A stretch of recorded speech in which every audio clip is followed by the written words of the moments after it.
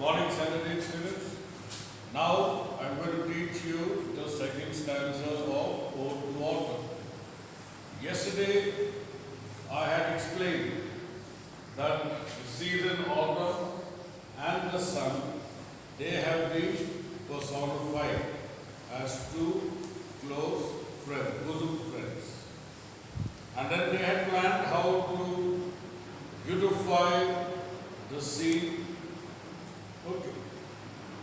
Now, the season, autumn, has been personified as a woman. She is termed as a female and the sun male. Okay. Now, the poet asked, the first line is, who had not seen thee oft amid thy scope.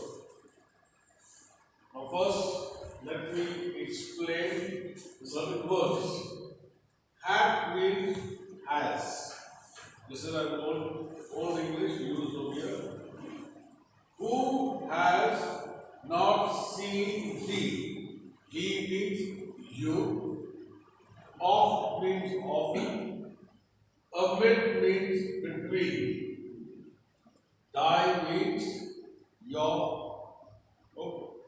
So when I translate it like this, it will be, who has not seen you often between your stone?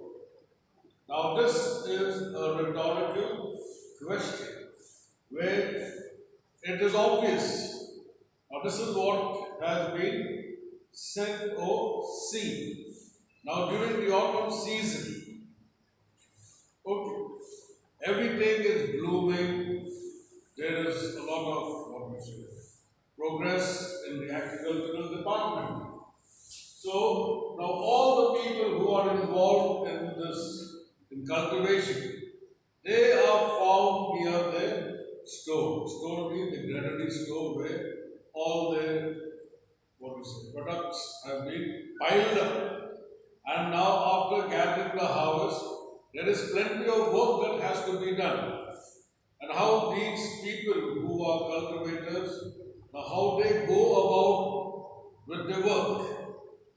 So it is understood that during the harvest season, what you are expected to see. So that is why it is called a rhetorical question, where the answer is already understood. Okay. Now, what is meant to be understood is that who has not seen you often between your stone? That means during this season, all the cultivators are now found near the granary stone. Okay, because they have got plenty of work that has to be done. So here,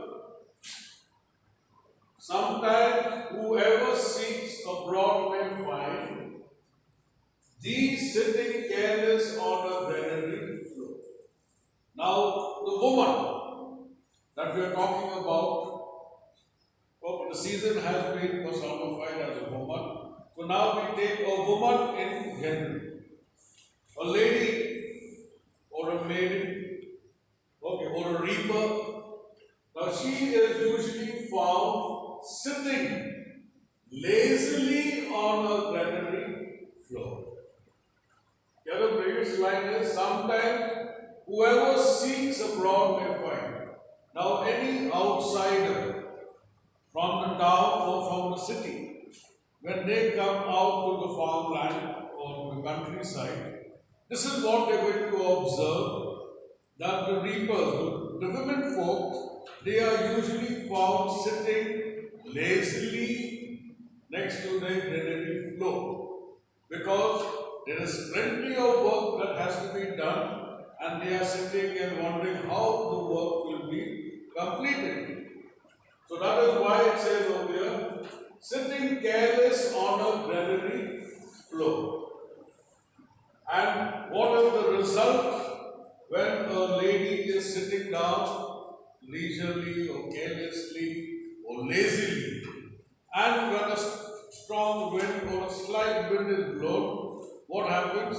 Their hair, it is soft, and that also keeps rising high. Like here it says, the hair soft lifted by the winnowing wind. Okay, now the word winnowing, it is actually a term used when you remove the seed from its shaft or from the skin. And that is done by using the power of the wind.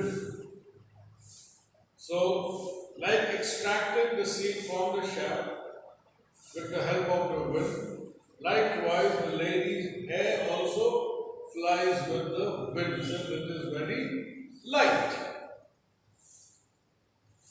So actually, what is the meaning of the word winnowing? It is actually removing the seed from its shaft. CHAFF.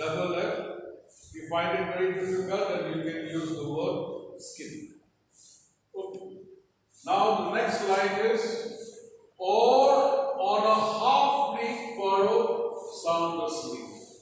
Now if you go to the fields, you will notice that all the plants, all the flowers, okay, they are fixed in a particular row. They are all done in a row wise. Even when they cut the grass, they use certain machines. You can see that it goes in a straight line. So while plowing also, what happens? The line is absolutely straight. It is something to marvel or to be astonished that they do not use any kind of other instruments to make that straight line. It is their skill, they practice. So when they plow, automatically you will see them doing things in a straight line or doing things in a particular row. Now on a half-leaf furrow sound asleep. Now half-leaf furrow means now there are plenty of it. Only half the work is being done.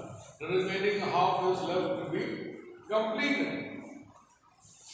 And drowse with the fume of poppies while thy hook. Okay, now when the woman is sitting down lazily and drowsing up, falling asleep because of the effect of the fumes of poppies. And poppy is a kind of a flower or a plant that actually you can extract intoxicants. Drugs are also derived from this particular plant.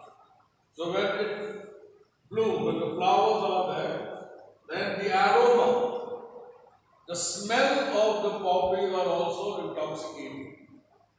So since they are in abundance, so that is why these women or the woman who is left to complete more than her work, half her work that has to be completed, she feels drowsy because of the smell of the poppy seeds or maybe poppy flowers, which give out intoxication, smell, or fume, or scent. Okay, they feel when they inhale that, they begin to feel very sleepy. And what is the effect?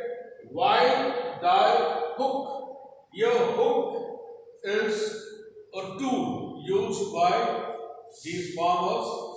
Okay, it has the sign of a question mark. That means, what are the tools that are used like a question mark? You can call it a sickle. Most of these farmers, they use a sickle which has got the question mark symbol. So that is the hook we are talking about. With the help of that hook, they cut the plant. Okay. Now that is lying at the side because the lady is drowsy and falling asleep. So this is what is observed during the autumn season. So that is why John Keats, he has personified the autumn season, because this is a common sight that is seen in the farm side or the countryside during the autumn season. Then tomorrow, or next class, I shall continue further. Thank you.